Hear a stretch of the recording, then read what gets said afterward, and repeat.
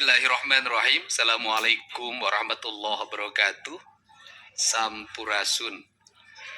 Yang saya hormati, saya muliakan dan saya banggakan Ketua DPRD Provinsi Jawa Barat, Bapak Buki Wibawa, Wakil Ketua DPRD Provinsi Jawa Barat, Bapak Haji Iwan Suryawan, Wakil Ketua DPRD Provinsi Jawa Barat, Bapak Insinyur M.Ki Iswara, Wakil Ketua DPRD Provinsi Jawa Barat, sahabat saya, Pak Ono Surono. Kangen lama tidak ketemu. Tapi sudah dipersalahkan. Para anggota DPRD Provinsi Jawa Barat, para ketua komisi, ketua praksi, para ketua badan anggaran, ketua badan musyawarah. Forum pimpinan daerah Provinsi Jawa Barat, saya ucapkan terima kasih yang mewakili Polda Jabar, saudara sekretaris daerah, kemudian juga seluruh hadirin para undangan, tokoh masyarakat, tokoh ulama yang hadir pada kesempatan siang hari ini. Yang pertama, saya sampaikan rasa bahagia senior saya di Partai Gerindra hari ini menjadi doktor dan jenderal. Sebuah kualifikasi yang luar biasa di usia yang tidak muda lagi, tetapi masih memiliki semangat muda. Kalau sudah jadi doktor berarti harus sering mondok di kantor.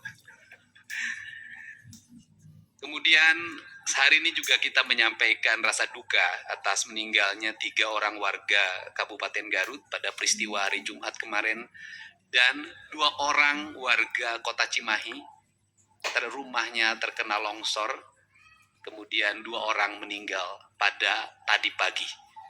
Dan saya sampaikan di Jawa Barat ini hampir dalam setiap minggu selalu terjadi rumah longsor. Ini adalah bahan evaluasi kita. Ada 2 hal yang terjadi di sana. Yang pertama, rusaknya hutan.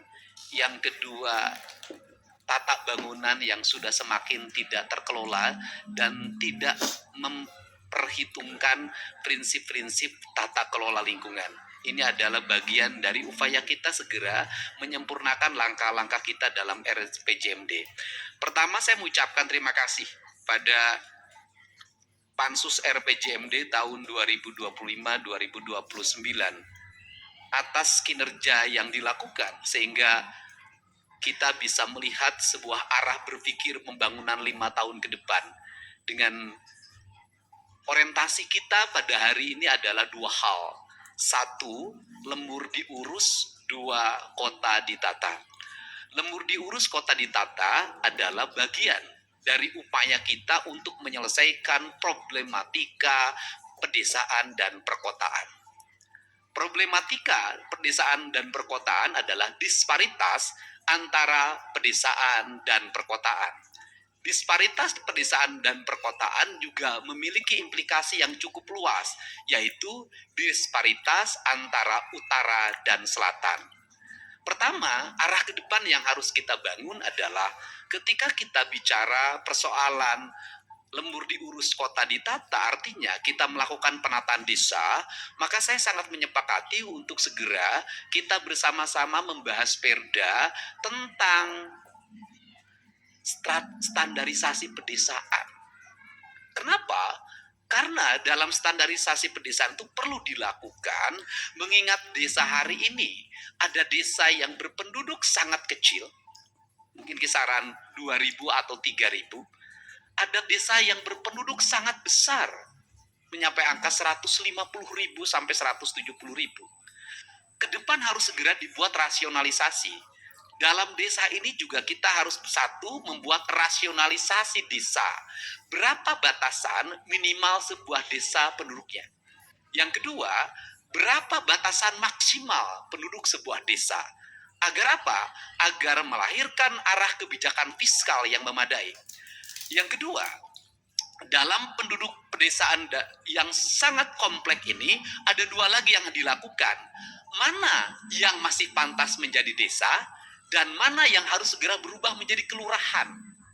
Karena di beberapa wilayah industri di Jawa Barat, kehidupan masyarakatnya sudah perkotaan, perilaku hidupnya sudah urban, tapi statusnya masih desa. Yang kemudian yang berikutnya ada problem sosial dan problem ekologi serta problem psikologi publik adalah banyaknya desa yang terjadi penumpukan orang yang akhirnya orangnya mengambil daerah bantaran sungai, mengambil daerah hijau dengan jumlah ruang rumah. Saya katakan dengan jumlah ruang rumah yang sangat banyak. Hari ini sudah tumbuh di Jawa Barat, terutama di daerah Karawang, Subang, Purwakarta, Bekasi, Bogor, Kota Bekasi, Depok, yaitu rumah-rumah yang sempit diisi oleh beberapa keluarga yang bisa mencapai satu rumah sempit itu tanpa kamar dihuni oleh 22 orang.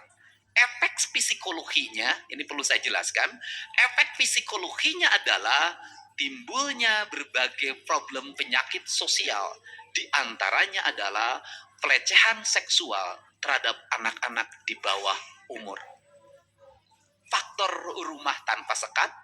Setelah itu adalah aspek lingkungan, di mana banyak anak yang terlantar, ditinggalkan oleh ibunya pergi keluar, tidak kembali, kemudian ibunya meninggal atau anaknya meninggal, besoknya dia dititipkan di kakeknya, dititipkan di pamannya, seringkali menjadi problem mereka mengalami pelecehan seksual anak di bawah umur, dan ini di Jawa Barat jumlahnya sangat banyak, cuman tidak terekspos secara terbuka karena menyangkut privacy bagi anak-anak di bawah umur. Problem ini harus diselesaikan baik dari sisi ekologi maupun psikologi maupun dari sisi tata ruang. Dan di sini kita mengalami problem tentang tata ruang. Mohon maaf, tata ruang yang kita sahkan pada tahun 2022 telah menghilangkan kawasan hijau seluas 1,2 juta hektar. Dan itu menjadi temuan dari Kementerian Lingkungan Hidup dan langsung disampaikan pada saya. Kemudian, perubahan itu paling banyak terjadi di mana? Perubahan itu terjadi paling banyak adalah di Bekasi, di Kabupaten Bogor. Dan perubahannya menjadi apa? Menjadi kawasan pariwisata, berubahnya area perkebunan menjadi pariwisata, menjadi kawasan pemukiman, menjadi kawasan perhotelan, dan itu legal. Jadi kalau kita bicara hari ini banyak daerah resapan air, daerah yang dalam datanya kawasan hutan, itu berubah menjadi kawasan-kawasan berbeton, dan gubernur tidak langsung membongkar. Karena apa? Karena menunggu pencabutan izin mendirikan bangunan dan pencabutan izin lokasi. Ini adalah problem. Kemudian yang berikutnya harus dilakukan, walaupun dilakukan 5 tahun sekali perubahan tata ruang, mau tidak mau pada tahun ini kita harus segera melakukan perubahan. Karena kalau tata ruangnya tidak dikembalikan, tidak dirubah, maka kita akan dikepung oleh bencana. Satu, kita dikepung oleh bencana longsor. Kedua, kita dikepung oleh bencana banjir. Yang ketiga, kita dikepung oleh bencana ekologi. Sehingga tidak aneh hari ini namanya banjir bukan di daerah pedataran. Hari ini banjir terjadi di daerah pegunungan. Ini problem. Nah, kemudian hampir di seluruh daerah di Jawa Barat, daerah-daerah aliran sungainya, sejak Bahasa Sunda, sejak Kuluwung, Kungkulungan, kemudian Susukan, Walungan, kemudian Bendungan, ini mengalami problem penyempitan karena terjadi perubahan-perubahan lingkup masyarakat. Sehingga hari ini hulu air itu dihuni oleh penduduk, daerah aliran sungai dihuni penduduk, kemudian daerah pesawahan dihuni oleh penduduk, rawa-rawa hampir semuanya tidak berfungsi, sehingga termasuk juga situ-situ yang dikelola oleh BPWS, PSDA maupun PJT mengalami penyempitan dan perubahan. Bahkan sudah banyak yang hilang berubah menjadi bangunan. Perlu saya sampaikan, ada problem di sini, nanti kita harus kritisi bersama. Problemnya adalah mereka yang ditugasi oleh PJT, mereka yang ditugasi oleh BBWS, ya mereka yang ditugasi oleh PSDA untuk menjaga situ atau danau, menjaga daerah aliran sungai, tidak memiliki fungsi apapun, malah ikut menyewakan tanah, menyewakan lingkungan yang pada akhirnya maraknya bangunan liar di mana-mana, hilangnya aset-aset daerah aliran sungai berubah menjadi perumahan pemukiman, bencana terjadi secara sekaligus. Untuk itu tidak ada jalan lain bagi kita kecuali berani untuk melakukan perubahan-perubahan ini secara terbuka, terkelola, terukur dengan biaya yang mahal, tetapi itu bermanfaat bagi kepentingan lingkungan. Ini pertama. Yang kedua, disparitas utara selatan ini juga harus diatur dengan perda. Utara itu mendapat limpahan dari pengelolaan selatan, limpahan air yang menjadi bahan baku pertanian, limpahan air yang menjadi bahan baku perikanan, limpahan air yang menjadi bahan baku industri. Sehingga di utara misalnya yang tumbuh jadi kawasan industri, termasuk di pusat-pusat kota, terjadi lonjakan peningkatan pendapatan daerah sangat tinggi.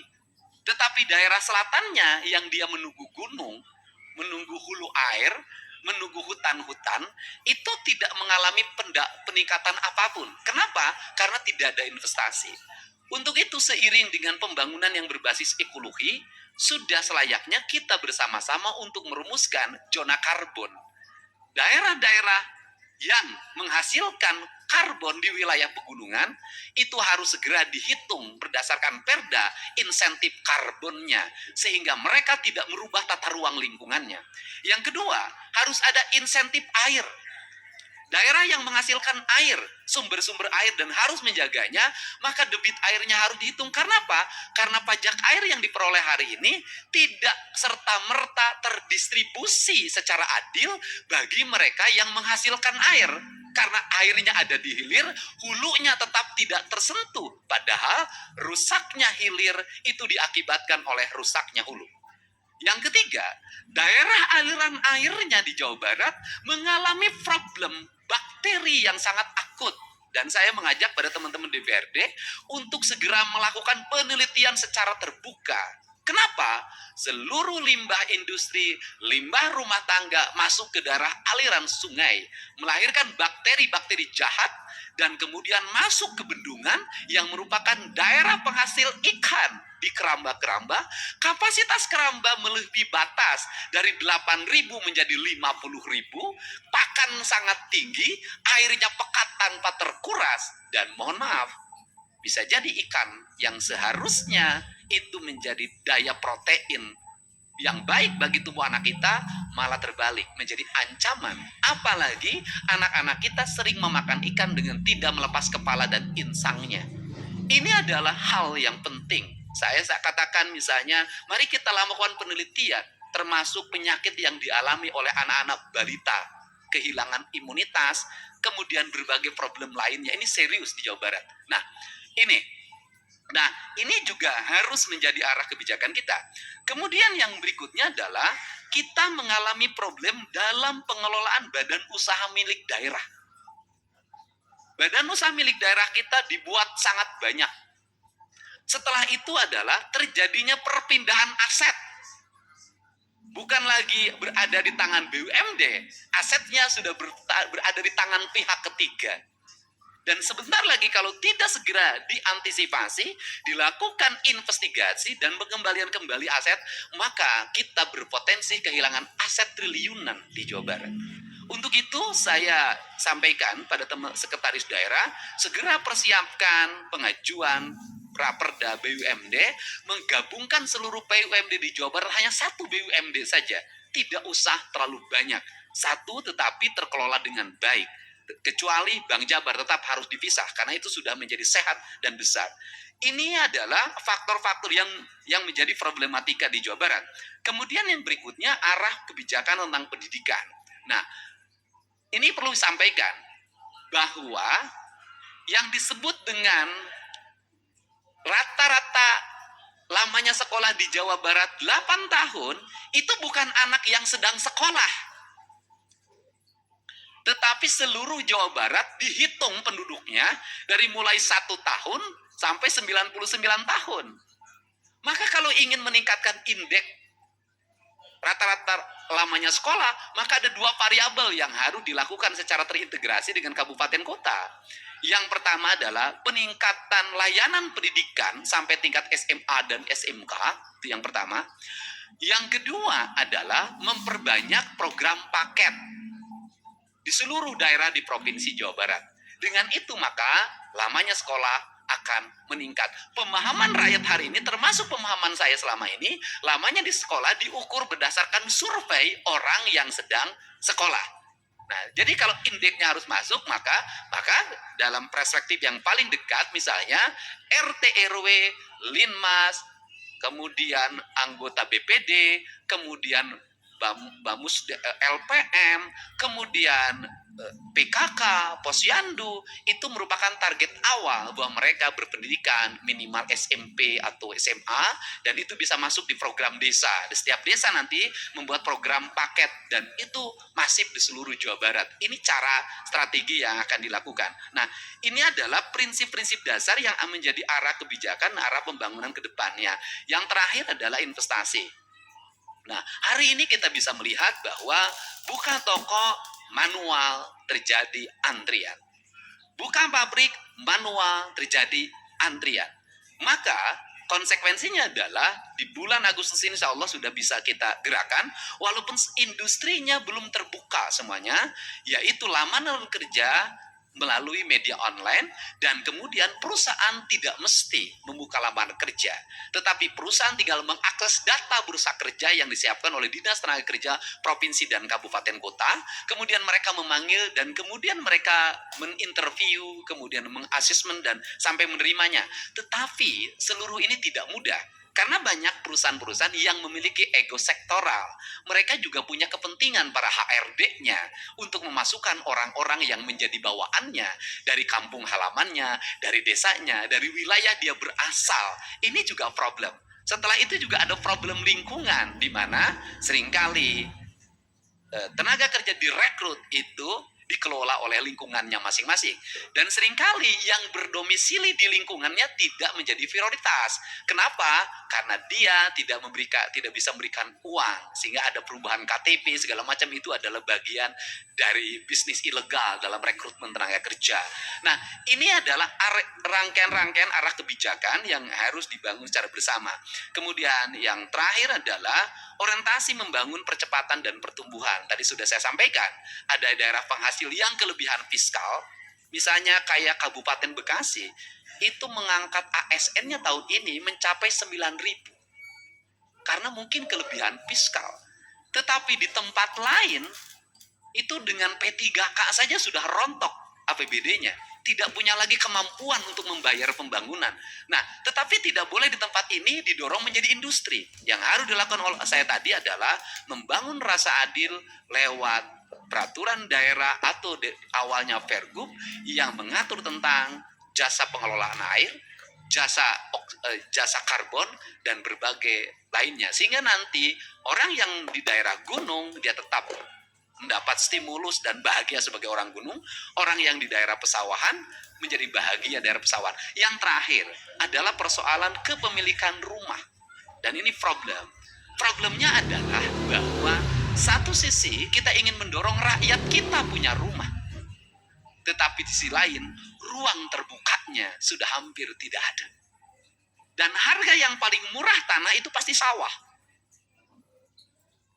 Pilihan yang paling murah untuk membangun rumah pasti sawah. Karena lahan kampung itu sudah mahal. Lahan pekarangan itu sudah mahal. Ini juga harus ada desain ke depan. Desainnya adalah bagaimana rumah dibangun dengan menggunakan tanah yang tidak terlalu luas, tetapi bisa membuat nyaman orang. Nah, misalnya kita kembali membuat peraturan tentang di daerah-daerah tertentu di Jawa Barat sudah tidak diperbolehkan rumah ke samping, tapi harus ke atas. Ini. Dan yang terakhir, yang paling dekat adalah urusan penambangan. Urusan penambangan ini, di Jawa Barat ini ratusan tambang liar terjadi selama ini. Merusak infrastruktur jalan. Ketika ada bencana, pengusahanya tidak bertanggung jawab. Kemudian, karena tidak memiliki kemampuan di bidang tambang, tidak punya ahli tambang, dia hanya bisa menggerakkan alat berat, dia tidak ngerti reklamasi. Dia tidak ngerti rencana tambang. Ini ada problem. Tetapi kita tahu bahwa di Jawa Barat ada kebutuhan terhadap material tambang. Maka solusinya adalah segera dihitung menurut saya, berapa kebutuhan material tambang di Jawa Barat. apa saja jenisnya, nanti didapatkan dari mana. Ketika didapatkan dari mana, siapa pengusaha yang memiliki kualifikasi untuk melakukan pelonggaran tambang itu. Jam angkutan materialnya jam berapa, jenis kendaraannya apa, melewati jalan apa, agar tidak terjadi problem akut. Kita yang paling dekat adalah, yang paling bencana menurut saya, yang kematiannya sudah mencapai ratusan, adalah parung panjang. Bagaimana parung panjang itu dikupas, menimbulkan kerusakan lingkungan yang luar biasa. Meninggalnya di data lebih dari 100 orang. Dalam setiap waktu selalu orang meninggal terlindas truk. Kemudian setelah itu diperlukan investasi besar dari pemerintah provinsi yang lebih dari 1 triliun. Tetapi siapa yang menikmati dampak dari tambang itu? Daerah-daerah yang mengalami pertumbuhan pembangunan perkotaan yang dekat Bogor. Sehingga berubah menjadi kawasan pemukiman mewah, kawasan perhotelan, mereka tumbuh ekonominya meningkat, pajak restorannya meningkat, pajak hotelnya meningkat, tetapi ini mengalami kemiskinan yang masif. Infrastrukturnya buruk, masyarakatnya terkena debu, terkena ispa, yang meninggal setiap waktu tanpa santunan. Ini adalah problem, dan saya sampaikan untuk parung panjang, pemerintah Kabupaten Bogor sudah menyampaikan pada saya tahun depan bersedia membebaskan lahan tambang oleh Pemkab Bogor, dan pemerintah provinsi membangun lahan tambang itu. Walaupun dulu sudah ada penugasan ke BUMD, tapi tidak berjalan. Saya cenderung tidak lagi menggunakan BUMD, sudah dibangun oleh pemerintah saja, bekerja sama dengan Pemda Kabupaten Bogor, karena pajak tambangnya kan paling besar masuk ke kabupaten. Nah, ini juga rasionalisasi yang harus dilakukan secara taktis oleh kita bersama. Barangkali itu saja yang dapat saya sampaikan. Saya ucapkan terima kasih. Semoga RPJMD ini menjadi arah kebijakan pembangunan strategis bagi kepentingan Jawa Barat ke depan. Saya ucapkan terima kasih pada semuanya. Salam hormat. Wallahu muwaffiq ila aqwamit thoriq. Assalamualaikum warahmatullahi wabarakatuh. Sampurasun.